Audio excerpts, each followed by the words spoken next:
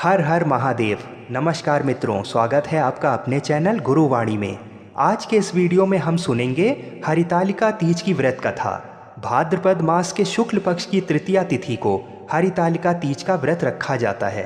भगवान शिव और माता पार्वती के सभी व्रतों में सबसे सर्वश्रेष्ठ हरितालिका तीज का व्रत होता है। वर्ष 2022 में हरितालिका तीज का व्रत 30 अगस्त दिन मंगलवार को रखा जाएगा।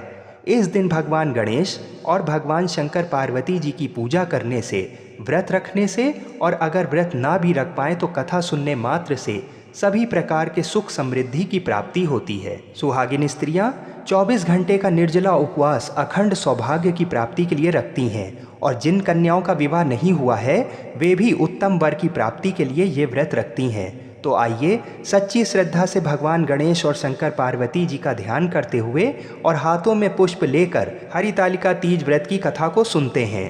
मंदार माला कुलितालकाये, कपाल माला अंकित शेखराय, दिव्यांबराय चा दिगंबराय, नमः शिवाय चा नमः शिवाय। प्रेम से बोलिए गणेश भगवान की जय, बोलिए श्री शंकर पार्वती जी की जय। बहुत समय पूर्व की बात है, श्री सूत जी महाराज कहते हैं, जिनके दिव्य केशों पर मंदार के पुष्पों की माला शोभा देती है और जिन भगवान शंकर के मस्तक पर चंद्र और कंठ में मुंडों की माला पड़ी हुई है, जो माता पार्वती दिव्य वस्त्रों से तथा भगवान शंकर दिगंबर वेश धारण किए हैं, उन दोनों भवानी शंकर को नमस्कार करता हूँ। कैलाश पर्वत के सुंदर शिखर पर माता पार्वती जी ने श्री महादेव जी से पूछा, हे महेश्वर, मुझसे आप वह गुप्त से गुप्त वार्ता कहिए जो सबके लिए सब धर्मों से भी सरल तथा महान फल देने वाली हो। हे नाथ, यदि आप भली भांति प्रसन्न हैं तो आप उसे मेरे सम्मुख प्रकट कीजिए। हे जगतनाथ, आप आदि मध्य और अंत रहित हैं, आपकी माया का कोई पार नहीं है। आपको मैंने किस भांति प्राप्त किया है, कौन से व्रत तप या दान के पुण्य फल से आप मुझको वर के रूप में मिले हैं।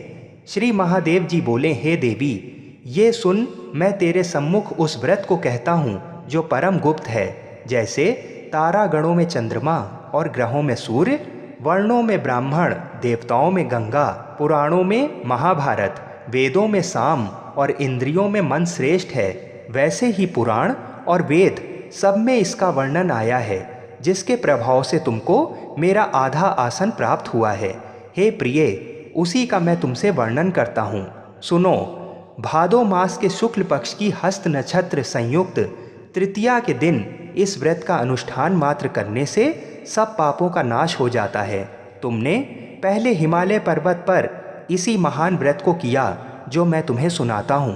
पार्वती जी बोली, हे प्रभु, इस व्रत को मैंने किस लिए किया था, ये मुझे सुनने की इच्छा है, सो कृपा करके कहिए। शंकर जी बोले, आर्यवर्त में हिमालय नामक एक महान पर्वत है, जहाँ अनेक प्रकार की भूमि अनेक प्रकार के वृक्षों से सुशोभित है, जो सदैव बर्फ से ढके हुए तथा गंगा की कलकल ध्वनि से शब्दायमान है। हे पार्वती जी, तुमने बाल्यकाल में उसी स्थान पर परम तप किया था और 12 वर्ष तक के महीने में जल में रहकर तथा बैसाख मास में अग्नि में प्रवेश करके तप किया। श्रावण के महीने में बाहर खुले में निवास कर अन्न त्याग कर तप करती रही। तुम्हारे उस कष्ट को देखकर तुम्हारे पिता को बड़ी चिंता हुई। वे चिंतातुर होकर सोचने लगे कि मैं इस कन्या की किससे शादी करूं। इस अवसर पर दैव योग से ब्रह्मा जी के पुत्र नारद जी वहां आए। देवर्षि नारद ने तुम शैलपुत्री को देखा। तुम्हारे पिता हिमालय ने देवर्षि को अर्ध पाद आसन देकर सम्मान सहित बिठाया और कहा, हे मुनीश्वर, आपने यहाँ आने का कष्ट कैसे किया, कहिए क्या आज्ञा है। नारद जी बोले, हे गिरिराज, मैं विष्णु भगवान का भेजा हुआ यहाँ आया हूँ। तुम मेरी बात सुनो। आप अपनी कन्या को उत्तम वर को दान करें। ब्रह्मा, इंद्र, शिव आदि देवताओं में विष्णु भगवान के समान कोई भी उत्तम नहीं है, इसलिए मेरे मत से आप अपनी कन्या का दान भगवान विष्णु को ही दें। हिमालय बोले, यदि भगवान वासुदेव स्वयं ही कन्या को ग्रहण करना चाहते हैं और इस कार्य के लिए आपका आगमन हुआ है तो वह मेरे लिए गौरव की बात है, मैं अवश्य उन्हें ही दूंगा। हिमालय का ये आश्वासन सुनते ही देवर्षि नारद जी आकाश में अंतर्ध्यान हो गए और शंख चक्र गदा पद्म एवं पीताम्बरधारी भगवान विष्णु के पास पहुँचे। नारद जी ने हाथ जोड़कर भगवान विष्णु से कहा, प्रभु आपका विवाह कार्य निश्चित हो गया है। इधर हिमालय ने पार्वती जी से प्रसन्नतापूर्वक कहा, हे पुत्री, मैंने तुमको गरुड़ ध्वज भगवान विष्णु को अर्पण कर दिया है। पिता के इन वाक्यों को सुनते ही पार्वती जी अपने सहेली के घर गईं और पृथ्वी पर गिरकर अत्यंत दुखित होकर विलाप करने लगीं। उनको विलाप करते हुए देखकर सखी बोली, हे देवी, तुम किस कारण से दुख पाती हो? मुझे बताओ, मैं अवश्य ही तुम्हारी इच्छा पूर्ण करूंगी। पार्वती जी बोली, हे सखी, सुनो, मेरी जो मन की अभिलाषा है मैं वो सुनाती हूँ। मैं श्री महादेव जी को वरण करना चाहती हूँ। मेरे इस कार्य को पिताजी ने बिगाड़ना चाहा है, इसलिए मैं निसंदेह इस शरीर का त्याग करूंगी। पार्वती के इन वचनों को सुनकर सखी ने कहा, हे देवी, जिस वन को तुम्हारे पिताजी ने ना देखा हो तुम वहाँ चली जाओ। तब हे देवी पार्वती, तुम अपनी सखी का ये वचन सुन ऐसे ही वन को चली गई। पिता हिमालय ने तुमको घर पर ना पाकर सोचा कि मेरी पुत्री को कोई देव, दानव अथवा किन्नर हरण करके ले गया। मैंने नारद जी को वचन दिया था कि मैं पुत्री का गरुड़ ध्वज भगवान के साथ वरण करूंगा। हाय, अब ये कैसे पूरा होगा? ऐसा सोचकर वे बहुत चिंतातुर हो मूर्छित हो गए। तब सब लोग हाहाकार करते हुए दौड़े और मूर्छा दूर होने पर गिरिराज से बोले कि हमें आप अपनी मूर्छा का कारण बताओ। हिमालय बोले, मेरे दुख का कारण ये है कि मेरी रत्न रूपी कन्या को कोई हरण करके ले गया है, या सर्प डस गया, या किसी सिंह या व्याघ्र ने मार डाला है। वह न जाने कहाँ चली गई, या उसे किसी राक्षस ने मार डाला है। इस प्रकार कहकर गिरिराज दुखित होकर ऐसे कांपने लगे जैसे तीव्र वायु के चलने पर कोई वृक्ष कांपता है। तत्पश्चात हे पार्वती, तुम्हें गिरिराज साथियों सहित घने जंगल में ढूंढने निकले। सिंह, व्याघ्र, रीछ आदि हिंसक जंतुओं के कारण वन महाभयानक प्रतीत होता था।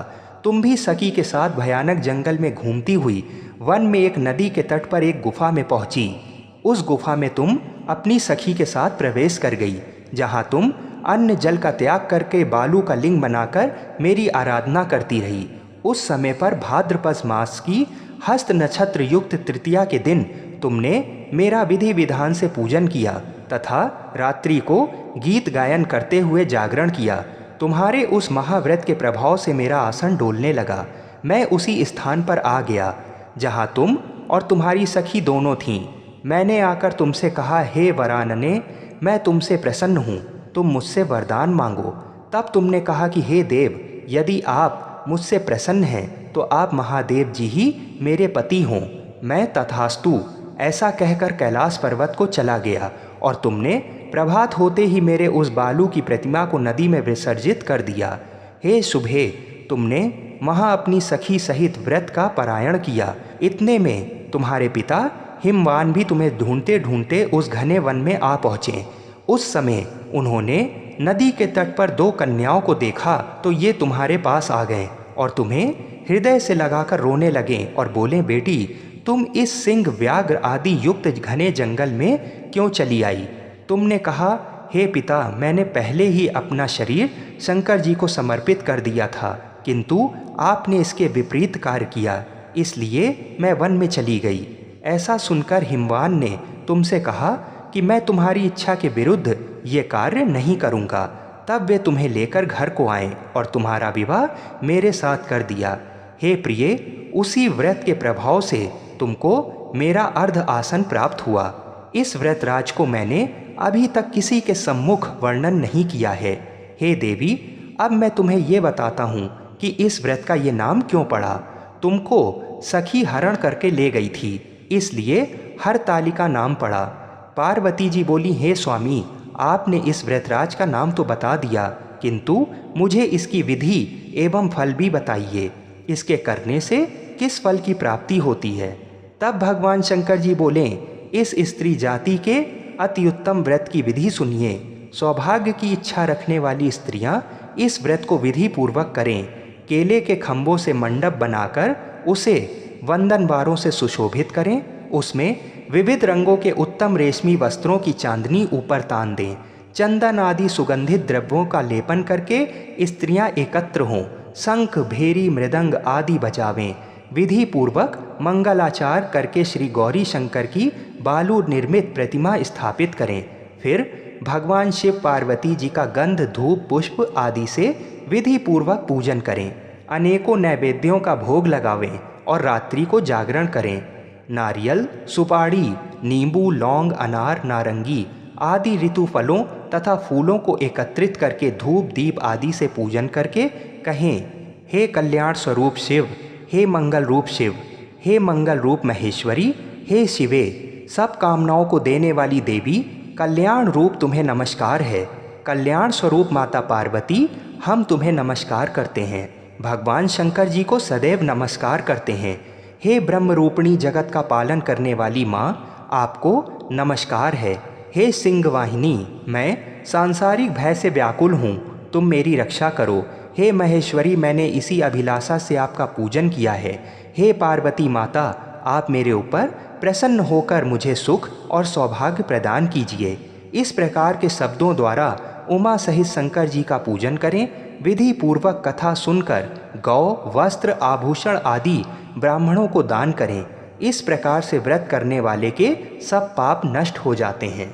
जो स्त्रियां तृतीया तिथि का व्रत ना करके अन्न खाती हैं, वे स्त्रियां 7 जन्मों तक बंध्या रहती हैं तथा दरिद्र रहते हुए संतान दुख से पीड़ित सदैव दुखी रहती हैं। तीज को अन्न खाने से शुक्री, फल खाने से बंदरिया, पानी पीने से जोंक, दूध पीने से सापनी, मांसाहार करने से बाघनी, दही खाने से बिल्ली, मिठाई खाने से चींटी और सब खाने से मक्खी होती है। तीज के दिन सोने से अजगरी और पति को धोखा देने से मुर्गी होती है। इसलिए हर स्त्री को ये व्रत अवश्य करना चाहिए। व्रत के अगले दिन अपनी श्रद्धा और सामर्थ्य अनुसार किसी ब्राह्मण को अन्न, वस्त्र, सोना आदि देकर व्रत का पारण करना चाहिए। पूरे विधि विधान से व्रत करने से स्त्रियां हर प्रकार के सांसारिक सुख, धन धान से परिपूर्ण होते हुए पति और संतान के उत्तम सुख को भोगती हैं। ये व्रत करने और इसकी कथा को सुनने से 1000 अश्वमेघ और वाजपेयी यज्ञ करने के बराबर का फल प्राप्त होता है। फिर भगवान शिव माता पार्वती से कहते हैं कि इस उत्तम व्रत की महिमा को मैंने आपको बताया। इस व्रत को करने से मनुष्य सभी पापों से मुक्त हो जाता है और सभी प्रकार के सुखों को प्राप्त करता है, इसमें कोई भी शंका नहीं है। बोलिए गणेश भगवान की जय, बोलिए श्री शंकर पार्वती की जय, बोलिए श्री राधा कृष्ण भगवान की जय।